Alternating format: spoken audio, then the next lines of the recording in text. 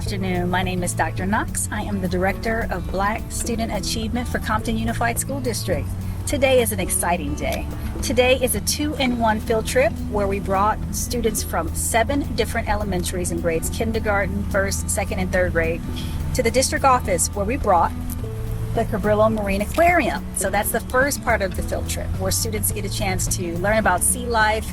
We actually have a touch tank where children are learning about the Tidepools and engaging in new and exciting ways, and also learning about the various careers that are available in marine biology and different STEM careers. The next part of the field trip is where we get a chance to visit many of the offices here at the district office. We had a chance to meet our wonderful superintendent, Dr. Brawley, and various other leaders who are instrumental in everyday lives of our students and as well as the workings of the school district.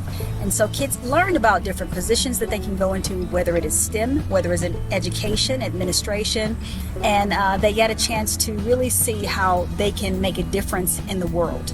And it starts with exposure. And so that is one of the things that the Department of Black Student Achievement is dedicated to doing, is providing access to our kids and opportunities that are unique where they can touch and feel and see and ask questions and learn about marine life and how they're connected, as well as their future careers and what they may want to explore in the future.